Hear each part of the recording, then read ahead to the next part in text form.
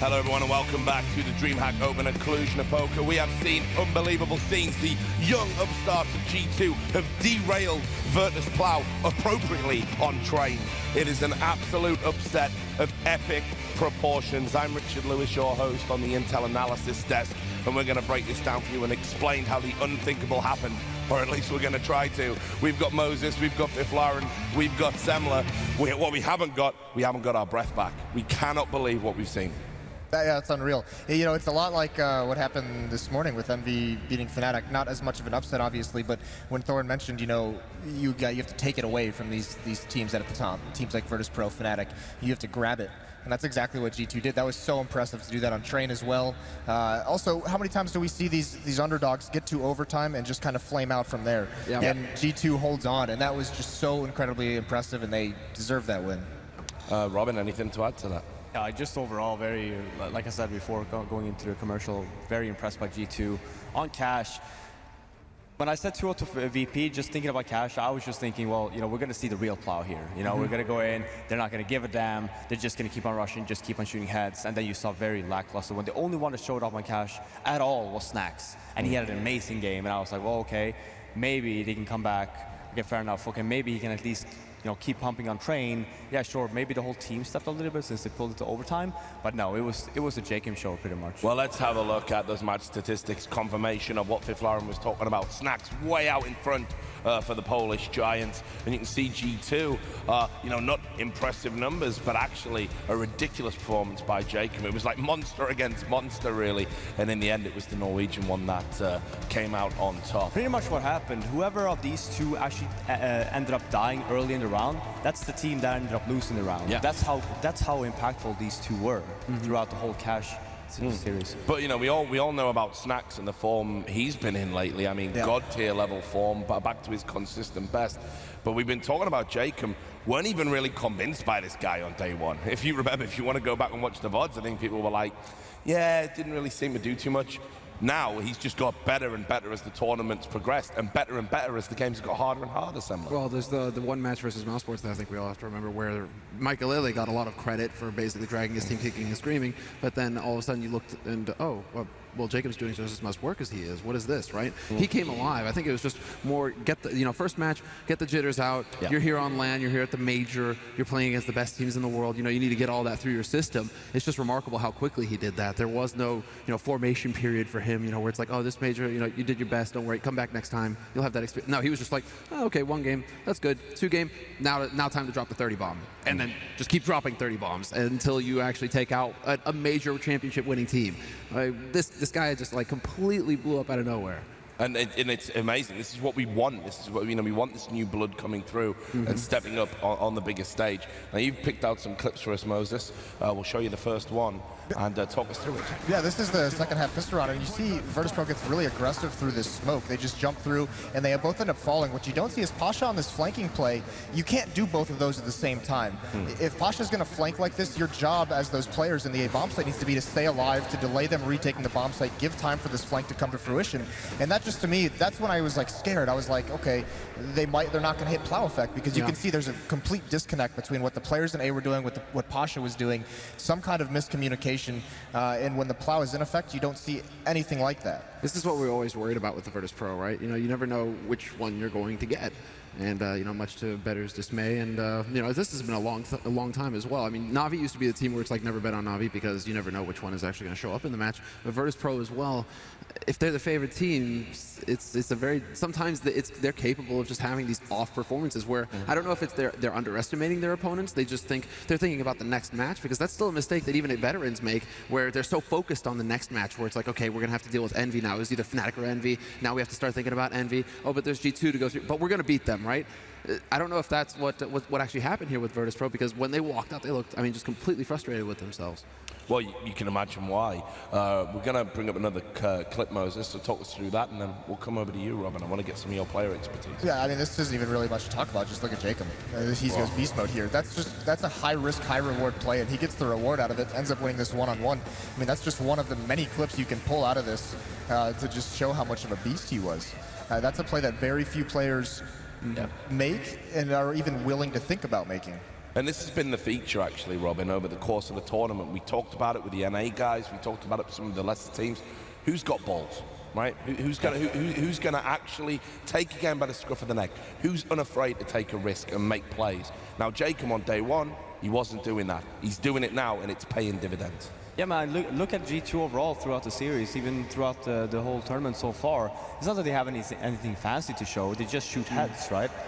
If you have that kind of approach to the game, you need to have massive balls. Yeah. The biggest balls you've ever seen, in fact, especially doing that versus VP. Space hopper size. Yeah, because I mean, I don't even know how big balls TAS has in general, right? And they do that versus... Happens as you get older, though, Robin. I mean, you'll find out about that yourself.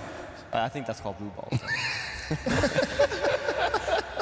Well, and then just to compare it, right? And then when you have these aimers and these heavy hitters, that's basically what you have to do. If we just look at teams that's not in the tournament anymore, look at Nitro, look at Shroud. Do you see them do that? No, of course not. They're gonna let someone else just jump in, start firing, and then just come and clean it up. Jacob doesn't care about that. He flashes out, he jumps through the smoke, very risky, like you also say, but high reward. And you saw that throughout the whole series, and that's what I really, really liked to see about G2. That's why I was really impressed, because they really did not seem to have any kind of fear, anything versus VP. They were just like going in, playing their own game, not really giving an F. Final point on Cash, then. Or on Cash, but I mean, me, it's more of like a tournament point as a whole. They seem to really have a very solid mindset, G2. We talked about the North American teams, or the tendency for some teams, North America or some, but there's also European teams that do it, where it's like they look for excuses, look for ways out of these sorts of situations. And I believe there was like an image on Reddit of the chat where it's like, oh, there's lag at this major, and one team is complaining, but then G2, they're like, well, we all have the same conditions, so just shut up and focus on the game. And boom, like right there, I'm just like, hail, that is the champion mindset. Yep. That is it. It's like, it doesn't matter what conditions you get, you're here to win, you're gonna get your job done. And Jacob, he's just demonstrating that right now. It doesn't matter if there's lag on the PC, it doesn't matter if there's anything wrong, he's still getting in there and dropping 30 bombs. So, yeah, to me, that's a championship star level player right there, really coming to the fore. And of course, just to underline, for the benefit of everyone at home, those technical issues from day one, day two. They have been sorted, guys. All resolved now. Sorry about, So yeah, just in case. Just to make sure that's perfectly clear, yeah. Somebody's like, there's a hook that's going to come out. Maybe I shouldn't go too far. Good night, folks. So anyway, we'll move on to Train. Now, I was always convinced about Cash, but what I wasn't convinced about was anybody beating Virtus.Pro on Train, unless you call TSM.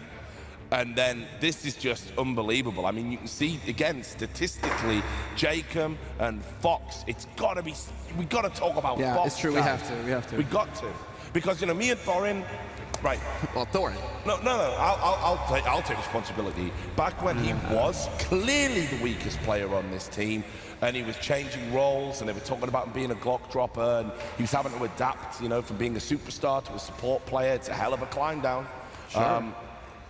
Obviously, he was the weakest player in the team. But I think what happened, where the turning point is, they came out and they said, okay, look, we have had this history of swapping players. We got rid of Wheatland, we got rid of all these other guys. Fox is my boy, he ain't going nowhere. Like, we'd rather sell Scream before we get rid of Fox. He's a team player. The confidence that gives you, boom. And look at this. He's been playing amazing at this. Exactly. Keep in mind as well, you have 4 players that, they're Norwegian and they're Swedish. And then you have Fox, which is Portuguese.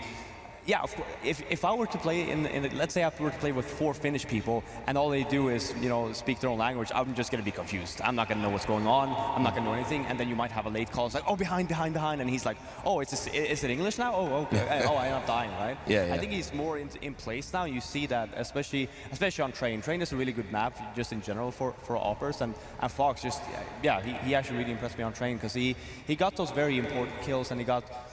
Overall a very, very solid player throughout, for the whole of Train. For that map, yeah, exactly. It was just like consistency throughout. He had some key kills, but then he was also just, it's kind of like that Shadow Man, it's nothing too flashy, he's just getting a kill every round. The Crims effect. You keep doing that, and that's how you win maps. It's not the big frag reel that gets you on YouTube, it's the fact that you're just doing your job every single round. You just click, okay, one's dead, that's good. Now I can trade, or maybe I get 2 in this round, but that's exactly what you have to do to win the map. Yeah. So, yeah, Fox, despite all of the, and it's great coming from you, Fif. I mean, considering all the, the trash that you had to deal with. Yeah. I mean, this guy's been getting hammered, and yet he's still able to put up a performance like this on the major. That also speaks to a championship mindset, in my opinion. So you picked another clip out for us. This one is of Mr. Consistent for G2. It is Rain. Talk us through this. Yeah, I mean, this is just an eco win, basically. As a shotgun, he picks up an AK-47. I mean, this is just a brilliant spray down through the smoke.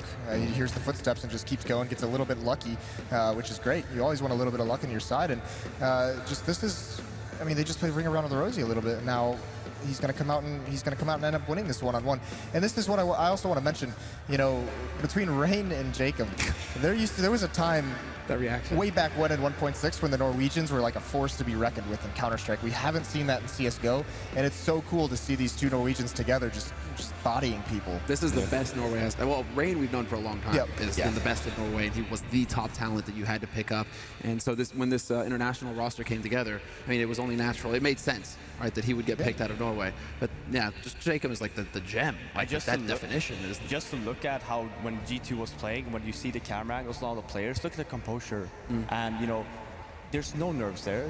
They're just so focused on the game. You never saw, if they went around, they just jumped up and just started screaming and, high five. It was a very cool, calm and collected. Yeah, high five, bang, boom, It's that bang, Viking next blood. round. Yeah, They're here for they war. were so focused, and I love to see that actually. Now, while we were watching the game, there was a moment where it was like, my prophecy is becoming complete here, because that experience, that guts, that determination, the veterans started to claw back, and you're like, this is where they break G2. Like, Bane on Batman is just snap across the knee. Your punishment must be more severe. And it's over and it's done, right?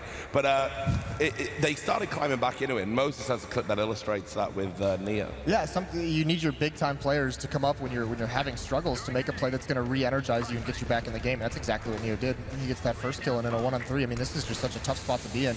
This shot's incredible. Nice jumping shot. He puts him right out of the sky and then ends up winning this. Oof. I mean, and that's exactly what that's exactly what spurred that plow, it looked like, to get started. The very next round, they got two players aggressive towards inner during an outside hit from G2. It was such a fast flank, and they mowed everyone down. And from there, it was all VP until the last two rounds when G2 secured overtime. And it's actually kind of fitting you bring up Bane and Batman, because Batman wins in the end. Yeah, exactly right. And that's the difference, isn't it? I mean, you just couldn't break G2. This is the difference between the inexperienced team we've seen, in the other round of 8 majors, we've seen at other tournaments. It's okay, we can be put away. We'll always be competitive, but when it gets down to the hard yards, that experience always tells. Seems they're starting to make up that experience, and Virtus.Pro didn't really have an answer for it, even though I honestly thought the comeback was going to happen. We all did, I think. Yeah. We're all sitting on that couch like this is usually how history repeats itself. It's that the more experienced team is going to know how to come back into the game. The less experienced team is not going to have the experience to close it. They're not going to know how to get those remaining 2 rounds, because once you get up to 14, it's a totally different game. Now you need to actually be able to get onto 15, at least guarantee the overtime. And we all saw it coming, where it's just like, okay, this is actually the moment where Virtus.Pro actually just storm past 14-14, get that 15th round, and then get the job done after that. We also touched lightly on the overtime. It's not, we're not joking around when we say, usually the underdog, that's where they break, because now it's a totally different beast. How often do you get to play overtime in a major setting against a top-tier team? You need that kind of experience as well. These guys, they didn't crack. They actually just kept playing like they did in regular time. They just treated it like the same game. Yeah. It was really like an eye-opening experience to see this kind of G2 here. Absolutely incredible performance, and unsurprisingly, we crown the MVP. He is from Norway. It's Jacob, of course. Fifth Lauren. I mean, seriously, in terms of breakout performances at the majors, obviously we've talked about Shroud, in Cologne 2014. There have been these kind of outliers where inexperienced players that maybe aren't on everyone's radar in terms of big game experience, big tournaments, I should say, rather. Can you rate this performance overall against a team like Virtus.Pro? I mean, coming into the tournament, I actually had VP at least reaching semifinals and possibly maybe being knocked out or even making it to the grand final. When you have a performance like that coming in from Jacob, and he basically, take it one game at a time, right? Yeah, maybe yesterday and 2 days ago, he maybe wasn't as good as he was today, but he won them this match today versus VP, and I'd say that's a huge accomplishment. But keep in mind, tomorrow's versus Envy. Yeah. So yeah, you might have a good performance today, but the thing is now is, can he keep this up? Can he help his team possibly getting into a grand final with beating Envy, or have a Exactly, right? So then there's a whole other beast. Yeah, you just beat VP, be happy about that for 1-2 hours, but then after that, it's back to work. You got to look into Envy now. Can you do that again?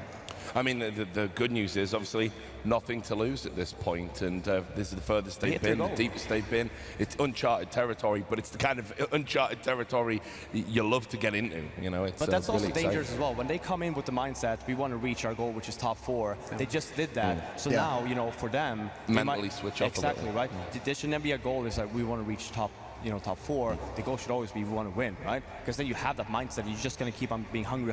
Now you're just going to go back. You'll be happy, and you're like, well, you know, guys, even if we lose versus Envy tomorrow, then we're happy about that. Right, so thanks for all your thoughts, gentlemen. We're going to go to a commercial break, and no doubt I'll see you guys again. We'll all compose ourselves. Actually, no, this is the last time that I'll be on the analyst. Oh, really? Yeah.